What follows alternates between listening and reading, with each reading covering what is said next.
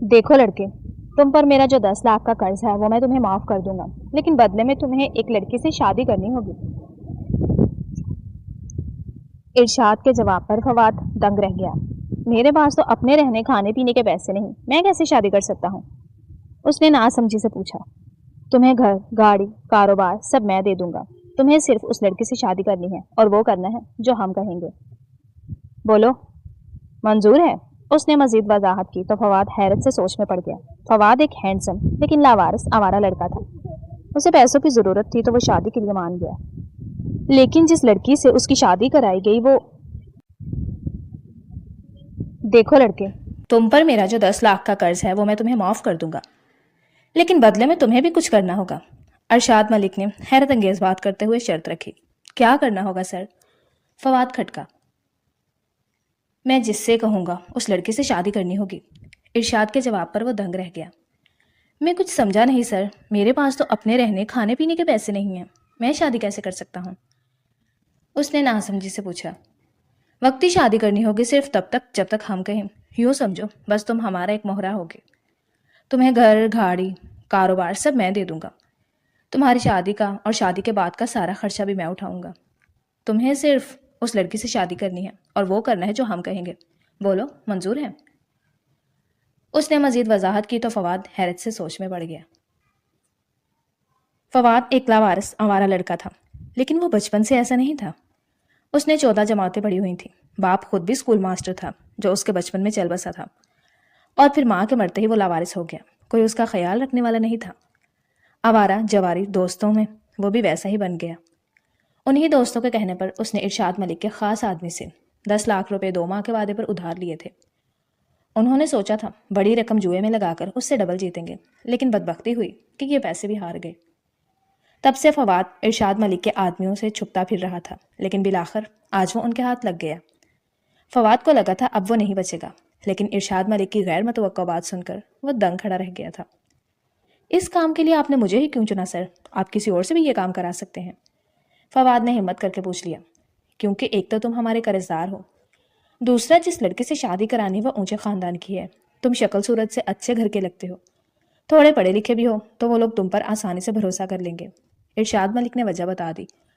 اور اگر میں یہ کام کرنے سے انکار کر دوں تو… ایک اور سوال کی جرت ہوئی۔ تو پھر 2 دن کے اندر میرے 10 لاکھ واپس کر دینا، ورنہ تیسرے دن تمہاری لاش کسی کچرے خانے میں ملے گی۔ اس نے شفاق نتائج سے آگاہ کیا تو فواد کو سانپ سونگ گیا۔ ٹھیک ہے، میں تیار ہوں سر۔ مرتا کے آنا کرتا کے تحت اسے راضی ہونا پڑا۔ شاباش نبیل، اس لڑکے کو کام سمجھا کر اس کام کے لیے اچھی طرح تیار کر دو۔ ارشاد ملک اپنے خاص آدمی کو حکم دیتا کمرے سے نکل گیا۔ کچھ بتائیں گے کہ مجھے کس سے اور کیوں شادی کرنی ہے؟ فواد نبیل کے سامنے سراپا سوال بنا ہوا تھا۔ تمہیں بزنس مین سعید انور کی اکلوتی بیٹی عائشہ سعید سے شادی کرنی ہے۔ کچھ سال پہلے سعید کی وجہ سے ہمارا کروڑوں کا مال ضبط ہو گیا تھا۔ یہ ڈیلنگ اس کے ایک ریسٹورنٹ میں ہو رہی تھی۔ اس نے محب وطن شہری بنتے ہوئے پولیس کو اطلاع کر دی، جس سے ہمیں بہت نقصان ہوا۔ ارشاد سعید کو اسی دخل اندازی کی سزا دینا چاہتا ہے۔ اس نے کچھ تفصیل بتا دی۔ تو اس کے لیے بیٹی سے شادی کرانے کی کیا ضرورت ہے؟ وہ الجھا۔ کیونکہ بیٹی تکلیف میں ہوگی تبھی تو باپ تڑپے گا، بے رحم جواب ملا۔ لیکن اس نے مزید کہنا چاہا مگر نبیل نے روک دیا۔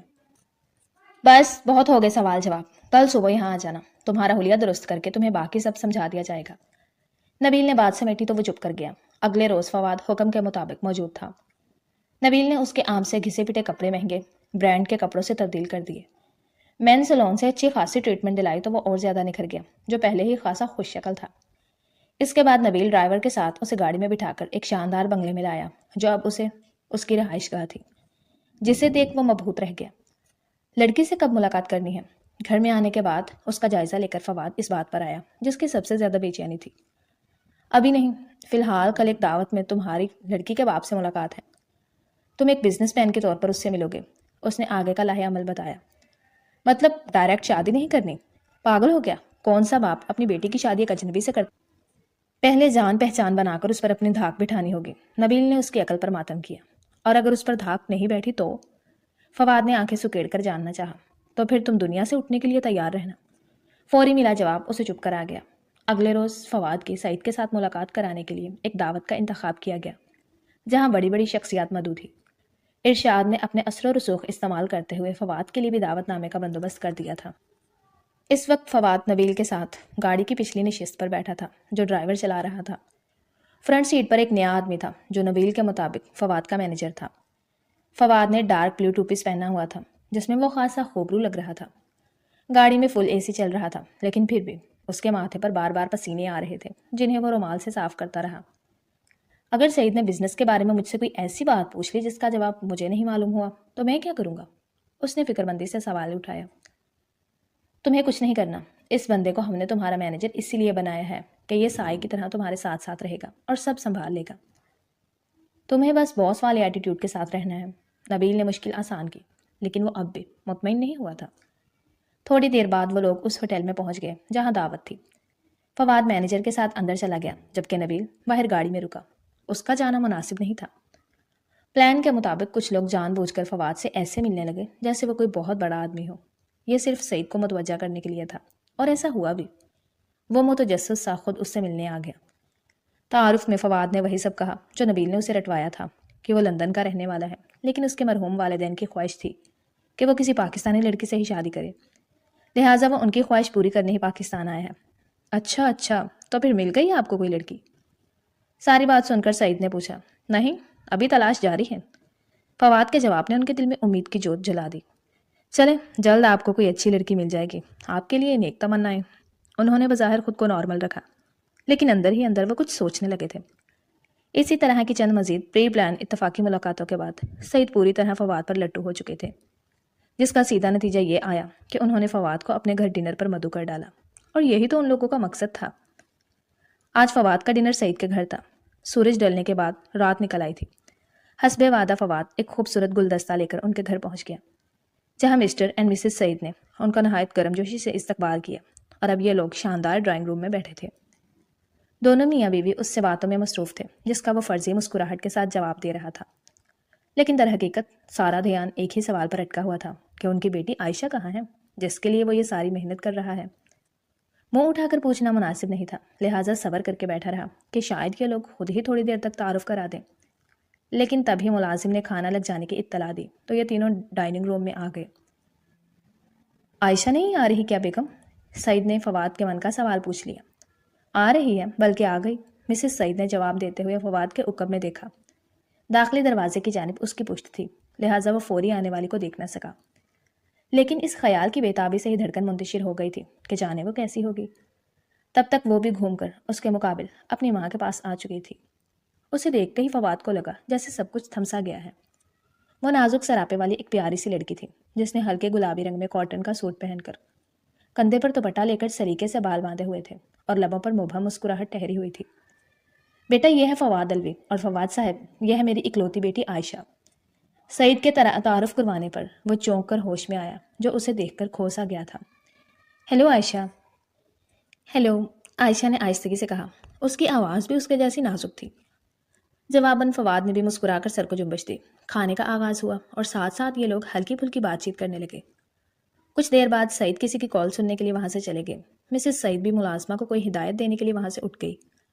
اب کمرے میں بس یہ دونوں ایک دوسرے کے مد مقابل تھے اور ان کے درمیان خاموشی۔ غالباً دونوں میاں بیوی نے جان بوجھ کر انہیں یہ تنہائی فراہم کی تھی۔ کھانا بہت اچھا بنا ہے۔ خاموشی توڑنے کی کوئی اور بات نہ ملی تو فواد نے تعریف کر دی۔ تھینکس، بٹ یہ میں نے نہیں بنایا، ملازمہ نے بنایا ہے۔ اس نے سادگی سے صاف گوئی کا مظاہرہ کیا۔ آپ کو کھانا بنانا نہیں آتا؟ آتا ہے، لیکن بہت زیادہ شاندار نہیں کہ لازمی تعریف کی جائے۔ اس نے اب بھی سچ کہا۔ کھانا بنانے پر نہ صحیح، اپنے بارے میں سچ بولنے پر تو تعریف بنتی ہے۔ یہ بات اس نے دل سے کہی تھی۔ وہ بے ساختہ ہنس دی جس کے باعث مزید پیاری لگی۔ ان لوگوں کے ساتھ اچھا خاصا وقت گزار کر بالآخر فواد نے رخصت لی۔ سب نے اسے گرم جوشی سے الوداع کہا۔ واپسی کے پورے سفر سے لے کر گھر آ کر بیڈ پر گرنے تک فواد کے دل و دماغ پر وہ پیاری سی لڑکی چھائی رہی جس سے پہلی ملاقات میں ہی وہ دل ہار بیٹھا تھا۔ تبھی من کر رہا تھا کہ سارے ناٹک چھوڑ چھاڑ کر بس فوری اس سے شادی کر لے اور اس کی باہوں میں پرسکون زندگی گزارے، لیکن ایسا ممکن نہیں تھا۔ اسی لیے صبر کرتے ہوئے پاس پڑے تکیے کو باہوں میں بھینچتے ہوئے آنکھیں موند کر تصور کرنے لگا کہ وہ منموہنی اس کی باہوں میں ہے۔ چند روز بعد طلوع ہوا دن فواد کے لیے بہت اہمیت کا حامل تھا، کیونکہ آج نبیل کی طرف سے تیار کیے گئے اس کے نقلی انکل آنٹی اس کا رشتہ لے کر سعید کے گھر جانے والے تھے۔ فواد کو پورا یقین تھا کہ وہ لوگ منع نہیں کریں گے، اور یہی ہوا۔ دونوں میاں بیوی نے سوچنے تک کی مہلت نہ مانگی اور فوراً ہاں کر دی، جیسے وہ لوگ اسی پیشکش کے انتظار میں بیٹھے ہوں۔ اور اسی ملاقات میں شادی کی تاریخ بھی طے پا گئی، جو اگلے ماہ ہی تھی۔ سعید نے اتنی جلدی تاریخ رکھنے پر اسی لیے کوئی زیادہ اعتراض نہیں اٹھایا کہ کہیں رشتہ ہاتھ سے نہ نکل نہ جائے۔ فواد تک جب یہ خبر پہنچی تو اس کی خوشی کا بھی کوئی ٹھکانہ نہیں تھا۔ اس نے فوری سعید کے گھر فون کر کے اظہار تشکر کیا۔ دوسری جانب سے مسٹر اینڈ مسز سعید بھی اس پر صدقے واری جا رہے تھے۔ آنن فانن شادی کی تیاریوں میں کب پلک جھپکتے ہی ایک ماہ گزرا اور شادی کا روز آ پہنچا، پتہ ہی نہیں چلا۔ روشنیوں سے جگمگ کرتے عالیشان ہال میں اس وقت خوشی سے بھرپور کہکہے اور مبارک سلامت کی آوازیں سنائی دے رہی تھی۔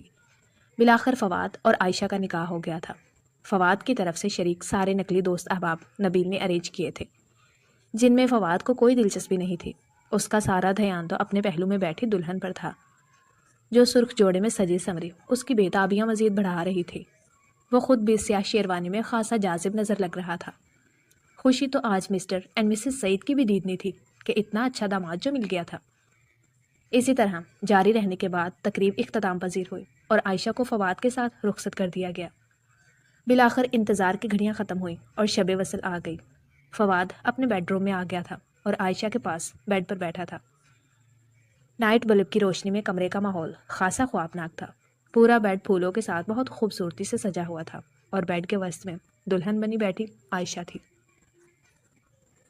فواد نے اسے رونمائی کے تحفے میں ڈائمنڈ لاکر دیا تھا اور اب وہ اس کا مہندی والا ہاتھ اپنے ہاتھ میں لیے محبت بھری باتیں کر رہا تھا، جو عائشہ کا چہرہ خوشی سے گلنار کیے ہوئے تھی، لیکن نظریں بار بار بھٹک کر سرخ لبوں پر جا رہی تھیں۔ تم بہت خوبصورت لگ رہی ہو، وہ سرخ لبوں پر نرمی سے انگوٹھا پھیرتے ہوئے ہوش کھونے کے قریب تھا، جو اب اس حسین دلہن پر سارے حق رکھتا تھا۔ خود پر سے قابو کھوتے ہوئے اگلے پل وہ اس کے لب اپنے لبوں سے قید کر چکا تھا۔ جواباً عائشہ نے بھی اپنے دونوں ہاتھ اس کے گرد لپٹا لیے۔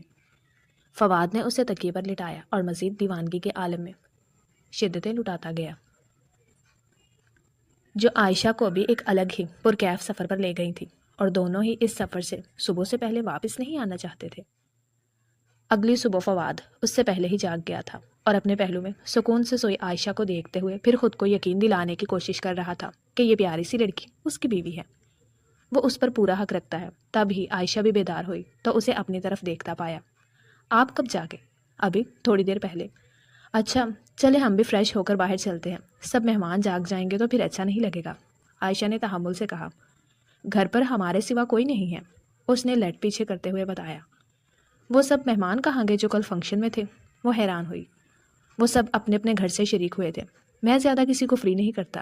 عائشہ کو اس کی بات تھوڑی عجیب لگی۔ تو کیا وہ لوگ آج ولیمہ میں نہیں آئیں گے؟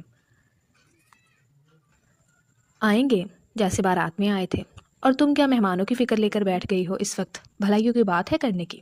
وہ تھوڑا زچ ہوا۔ سوری میں بس پوچھ رہی تھی، اس نے فوری بات ختم کر دی۔ چلے میں فریش ہو کر ملازمہ سے ناشتہ بنانے کا کہتی ہوں۔ وہ اٹھ بیٹھی، لیکن اگلے پل فواد نے اسے ہاتھ سے کھینچ کر واپس لٹا لیا۔ کیا میں نے کہا کہ تم جا سکتی ہو؟ آنکھوں میں خمار چھلکنے لگا۔ تو نہیں جا سکتی؟ اس نے ناسمجھی سے پوچھا۔ نہیں، جب تک میں نہ کہوں تم نہیں جا سکتی،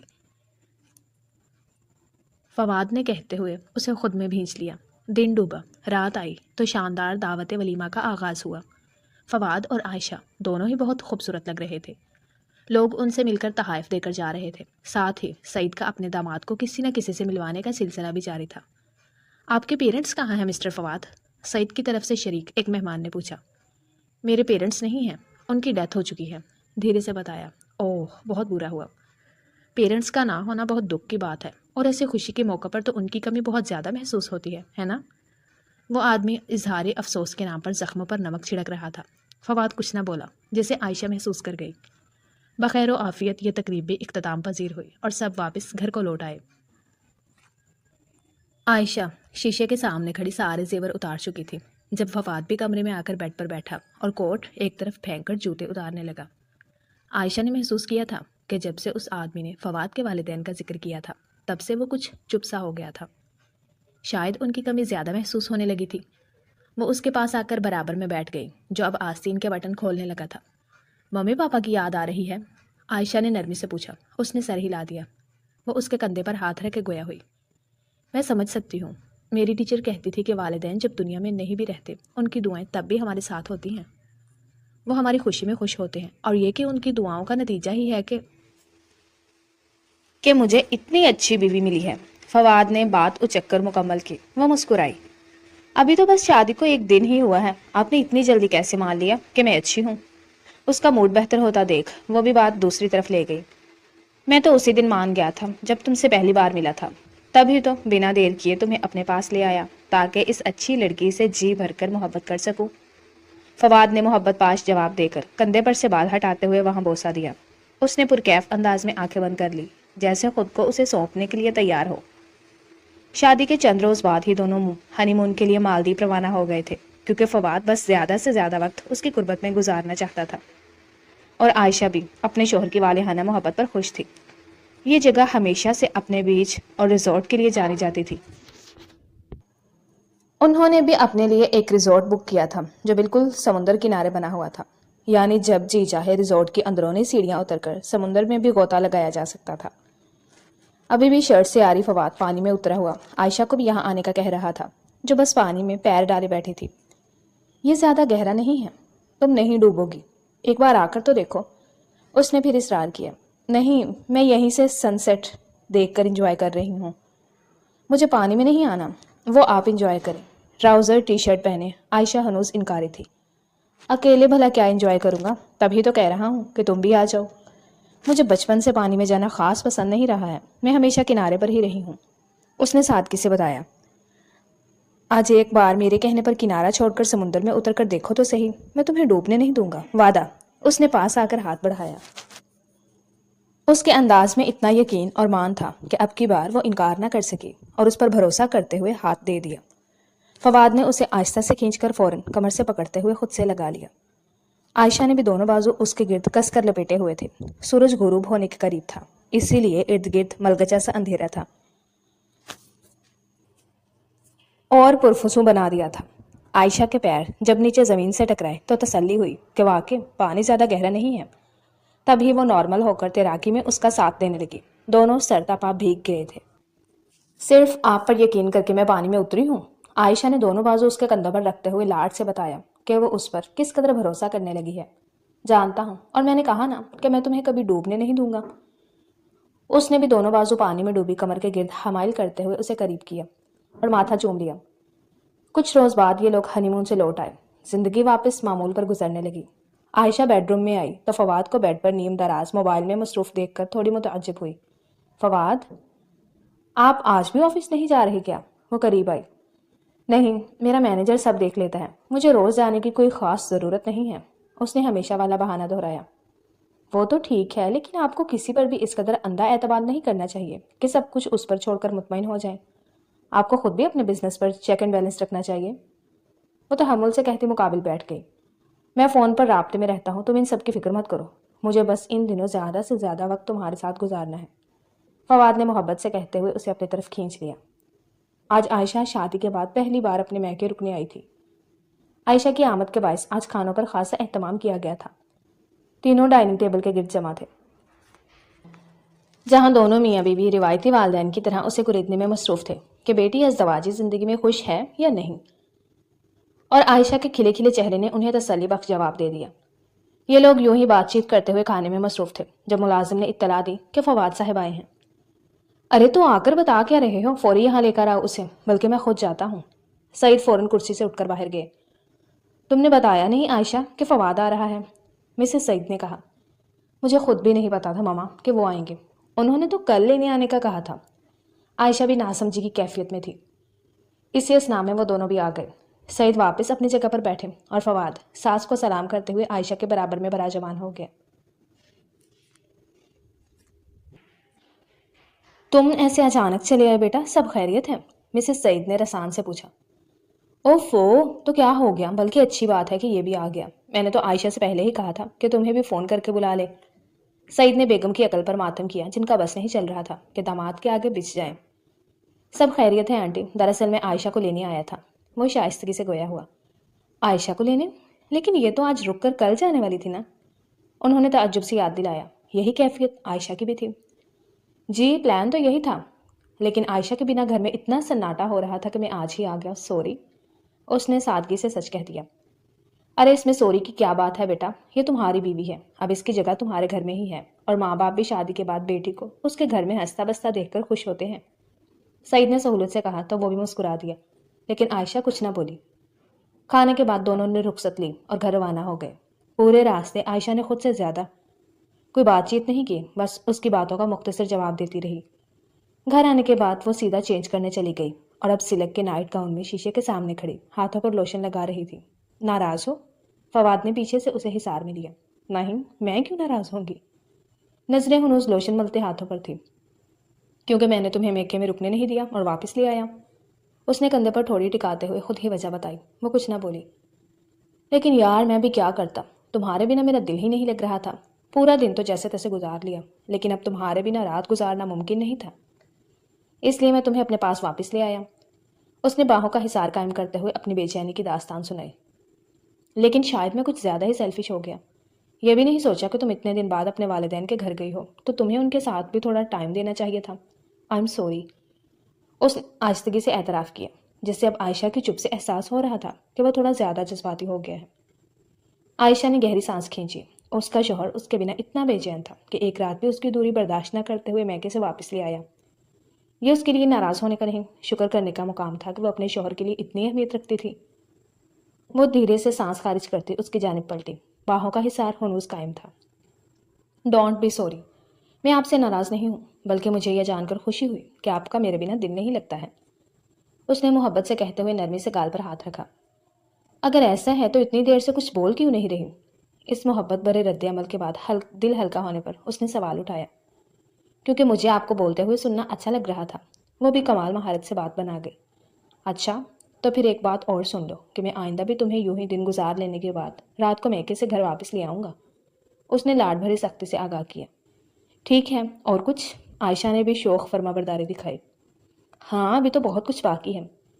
جواب کے ساتھ ہی فواد نے اسے باہوں میں اٹھایا اور بیڈ پر لٹانے کے بعد لائٹس آف کر دی۔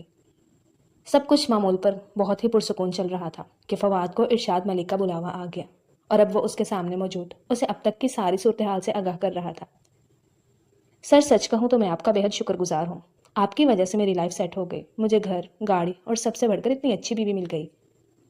فواد کے انداز میں تشکر آمیز مسرت تھی۔ مجھے تمہارا شکریہ نہیں چاہیے، بلکہ میں جو کہوں گا تمہیں وہ کرنا ہوگا، یاد ہے نا؟ ارشاد نے متاثر ہوئے بنا یاد دلایا۔ جی سر یاد ہے، اور آپ جو کہیں گے میں کرنے کو تیار ہوں، بتائیے اب مجھے کیا کرنا ہے؟ وہ فرما برداری سے حاضر تھا۔ اس لڑکی کو جتنا ذہنی اور جسمانی ٹارچر کر سکتے ہو کرو۔ یہ شفاق حکم سن کر وہ دنگ رہ گیا۔ بہت ہو گئی لونگ ہسبینڈ کی اداکاری، اب اتنے ظالم شوہر بنو کہ وہ اپنے ماں باپ کے سامنے بلک بلک کر رو پڑے۔ اس نے مزید بے رحمی سے کہا، لیکن سر وہ بیچاری تو بہت پیاری لڑکی ہے، میں بلا وجہ اس پر ظلم نہیں کر سکتا۔ وہ پریشان ہوا۔ ٹھیک ہے، پھر میں ابھی صحیح تک تمہاری حقیقت پہنچا دیتا ہوں۔ وہ آ کر اپنی پیاری بیٹی کو لے جائے گا، اور ساتھ ہی میرے آدمی بھی تمہارے پاس پہنچ جائیں گے، جنہیں لوٹانے کے لیے میرے 10 لاکھ تیار رکھنا۔ اس کے لاپرواہ انداز میں خطرناک دھمکی بھی نہ تھی، جو وہ بخوبی سمجھتے ہوئے چپ ہو گیا۔ فواد ایزی چیئر کی پشت سے ٹیک لگائے غیر مرئی نقطے کو تکتے ہوئے گہری سوچ میں گم تھا۔ اس کے ذہن میں ارشاد کا شفاق حکم اور اسے نہ ماننے کی صورت میں خطرناک دھمکی گونج رہی تھی۔ فواد، آپ آج بھی آفس نہیں جا رہے کیا؟ عائشہ کی نرم آواز پر اس نے دیکھا۔ وہ کمرے میں آ کر بیڈ پر سے تولیہ اٹھانے لگی ہے۔ اگر آپ آفس نہیں جا رہے تو تمہیں میرے گھر میں ہونے سے کوئی مسئلہ ہوتا ہے کیا؟ عائشہ کی بات مکمل ہونے سے قبل ہی وہ کاٹدار لہجے میں بولا۔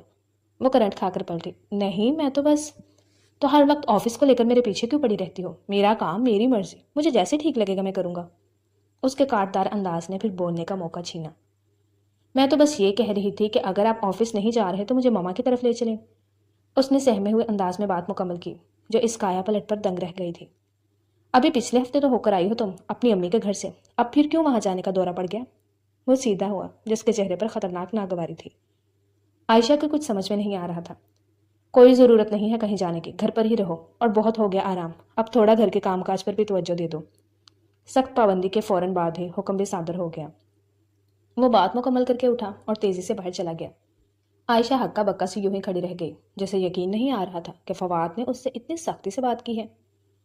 عائشہ نے یہ سوچ کر فی الحال فواد کا انداز درگزر کر دیا کہ ممکن ہے کوئی کاروباری جھنجھلاہٹ ہو جو اس پر نکال دی ہے، لیکن آئندہ دنوں میں یہ سب درگزر کرنا اتنا آسان نہیں رہا جب یہ رویہ بد سے بدتر ہوتا چلا گیا۔ وہ چھوٹی چھوٹی باتوں پر غصے سے دھاڑنے لگتا تھا، اس کے میکے آنے جانے پر سخت پابندی لگا دی تھی، راتوں کو نرمی سے باہوں میں بھیج کر محبت لٹانے کے بجائے رخ پھیر کر سو جاتا تھا، اور تو اور گھر کے سارے کام اس کا ذمہ ڈال دیے تھے۔ وہ ارشاد کے حکم سے مجبور اسے زج کرنے کی ہر ممکن کوشش کر رہا تھا، لیکن وہ بھی نہ جانے کون سی مٹی کی بنی تھی کہ سب کچھ چپ چاپ سہتی گئی، اور جب فون پر ماں سے بات کرتی تو فواد کی شکایت کرنے کی بجائے خود کو اتنا حشاش بشاش ظاہر کرتی کہ وہ بھی دنگ رہ جاتا۔ سنو، آج رات میرے کچھ 5-6 دوست ڈنر پر آ رہے ہیں، ان کے لیے کھانا تیار کر لینا۔ آج ناشتے پر پھر فواد نے نیا حکم جاری کر دیا، گھر پر کھانا بناؤ، باہر سے نہیں منگوا سکتے۔ اس نے جھجکتے ہوئے کہا، باہر سے کیوں؟ تمہارے ہاتھ ٹوٹ گئے ہیں جو تم نہیں بنا سکتی؟ چائے کا کپ لبوں تک لے جاتا ہاتھ روک تیز نظروں سے دیکھا۔ آپ کو پتا تو ہے کہ میں نے پہلے کبھی اتنے لوگوں کی دعوت کے لیے کھانا نہیں بنایا ہے، اس نے پریشانی کے عالم میں یاد دلایا۔ تو اب بناؤ، یہ تمہارے باپ کا گھر نہیں ہے جہاں تمہاری ناز برداریاں اٹھائی جائیں گی، یہاں ساری ذمہ داری تمہیں سنبھالنی ہے۔ بے حسی کی انتہا کو چھوتے ہوئے چائے کا آخری گھونٹ حلق میں اتارا اور اٹھ کھڑا ہوا۔ شام تک سب تیار ہونا چاہیے۔ دوبارہ حکم کی یاد دہانی کرائی اور وہاں سے چلا گیا۔ عائشہ اس شخص کو دیکھ کر رہ گئی، یا پھر یہ کہنا بہتر تھا کہ اس فواد کو دیکھنے کے لیے ترس کر رہ گئی تھی جو کبھی اس سے دیوانہ وار محبت کر کے اس کے لاڈ اٹھایا کرتا تھا۔ عائشہ نے بہت محنت سے رات کی دعوت کے لیے پکوان تیار کر لیے تھے، جس میں اسے کتنی اور کیا کیا دشواری آئی یہ جاننے میں شاید فواد کو دلچسپی نہ ہوتی، لہٰذا اس نے خود بھی ان پر زیادہ توجہ نہیں دی اور مقررہ وقت پر فواد کا انتظار کرنے لگی۔ کافی دیر گزرنے کے بعد بھی جب وہ نہیں آیا تو عائشہ نے کال کی، لیکن فون بھی ریسیو نہ ہوا۔ اتنی محنت سے تیار کیا گیا سارا کھانا ٹھنڈا ہونے لگا۔ گھڑی کے ہندسے 8 سے 11 پر آ گئے، تبھی وہ گھر آیا۔ عائشہ ہال کے صوفے پر ہی بیٹھی مل گئی۔ کہاں رہ گئے تھے آپ؟ وہ فوری اٹھ کھڑی ہوئی۔ میری ہر ایکٹیویٹی پر نظر رکھنا تمہارے لیے ضروری نہیں ہے، اکڑا ہوا جواب ملا۔ آپ نے کہا تھا کہ آپ کے دوست ڈنر پر آ رہے ہیں، میں نے سب تیاری کر لی پر کوئی آیا کیوں نہیں؟ اس کا لہجہ نظر انداز کر کے وہ سیدھا سوال پر آئی۔ ان کا پلان کینسل ہو گیا، وہ نہیں آ رہے۔ جواب تیار تھا۔ کیا؟ پر میں نے سارا کھانا تیار کر لیا ہے، اب اس کا کیا ہوگا؟ وہ حیران ہوئی۔ یہ میرا مسئلہ نہیں ہے۔ وہ بے حسی کی حد پار کرتا کمرے میں چلا گیا، جس کے منہ سے یہ سننے کی عائشہ منتظر رہ گئی کہ تم نے کھانا کھایا یا نہیں۔ فواد گھر آ کر چینج کرنے کے بعد دوبارہ کہیں باہر چلا گیا تھا اور اب لوٹا تھا جب تھوڑی دیر بعد گہری رات صبح سے ملنے والی تھی۔ وہ بیڈ روم میں آیا تو عائشہ کروٹ لیے سوتی ملی۔ وہ آہستہ سے آ کر پاس بیٹھ گیا اور سائڈ لیمپ کی مدھم روشنی میں اس کا چہرہ دیکھنے لگا۔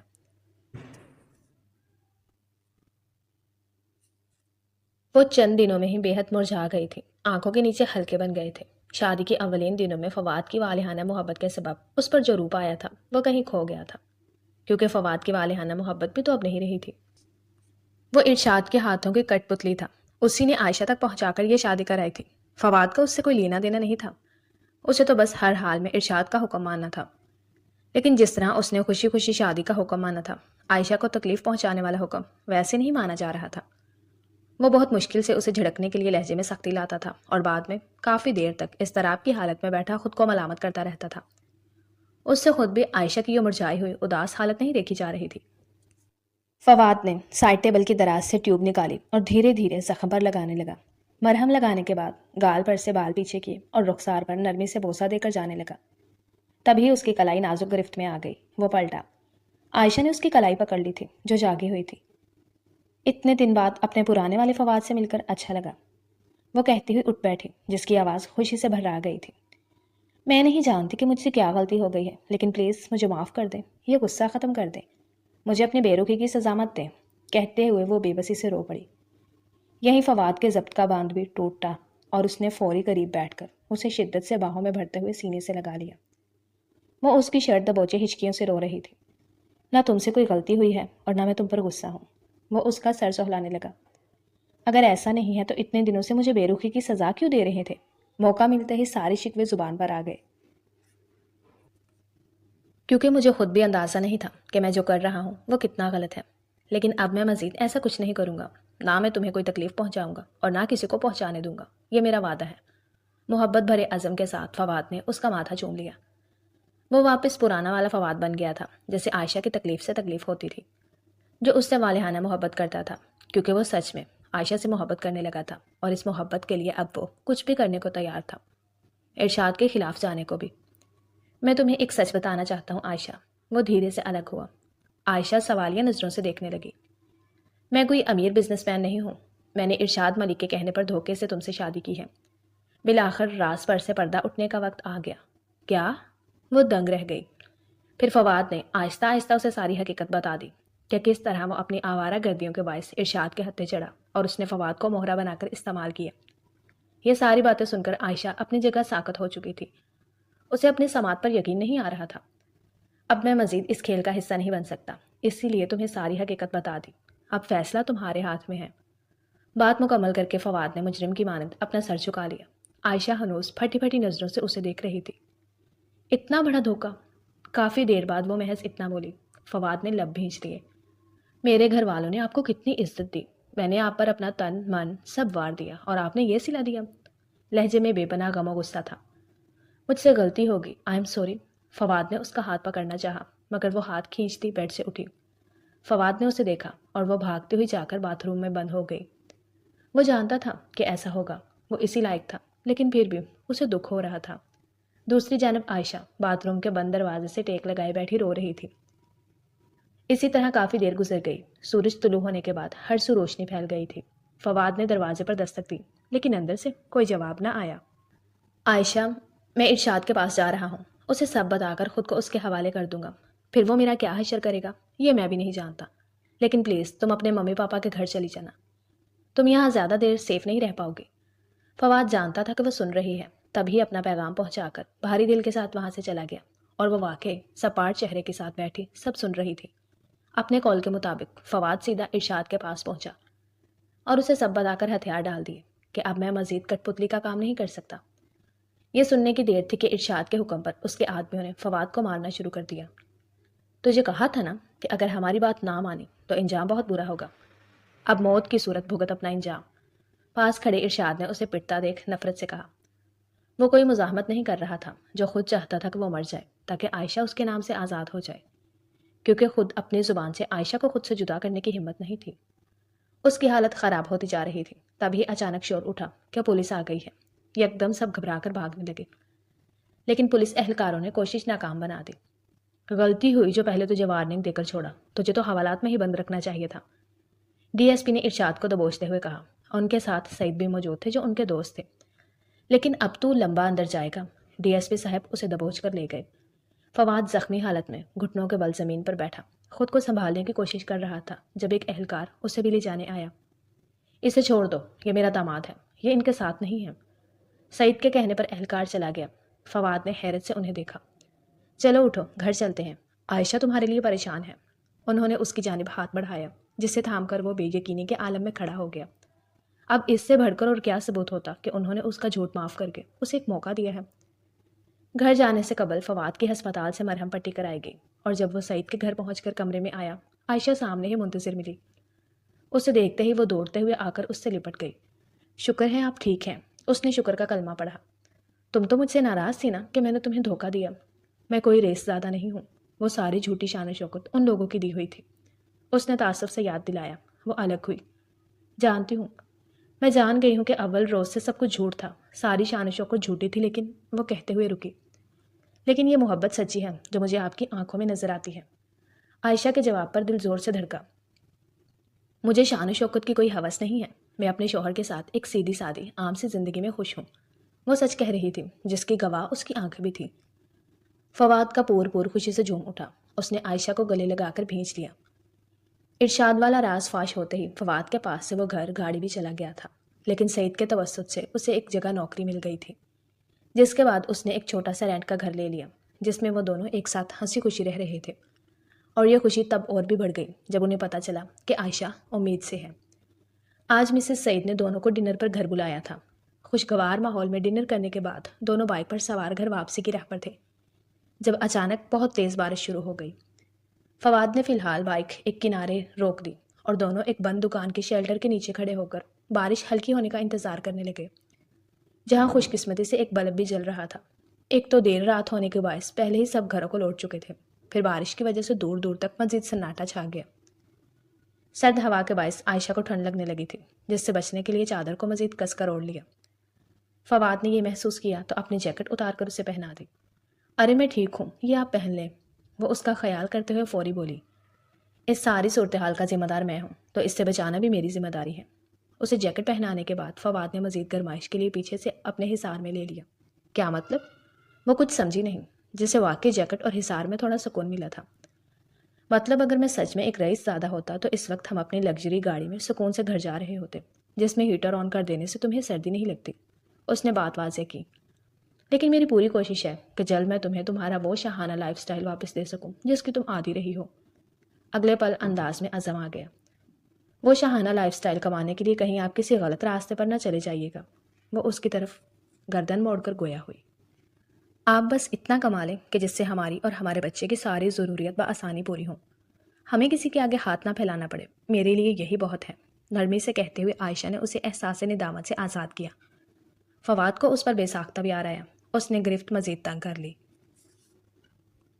اور اگر ابھی ہم گاڑی میں گھر جا رہے ہوتے تو آپ جسٹ ایک بٹن سے ہیٹر آن کر دیتے، پھر ہم ایسے اتنے قریب تھوڑی ہوتے۔ اس نے شرارتاً ایک اور مثبت پہلو دکھایا تو وہ بھی ہنس دیا۔ تم اتنی پیاری ہو کہ تم سے کسی صورت دور رہا ہی نہیں جا سکتا، فواد نے محبت سے کہتے ہوئے کسی بہت قیمتی اثاثے کی مانند اس کا رخسار چوم لیا، اور وہ واقعی اس کا قیمتی اثاثہ تھی، جس نے فواد کو خوش نصیب ترین انسان کی فہرست میں شامل کر دیا تھا، جو ایک انجان کی صورت اس کی زندگی میں شامل ہوئی تھی لیکن اب اس کی جان بن گئی تھی۔ خط ڈیئر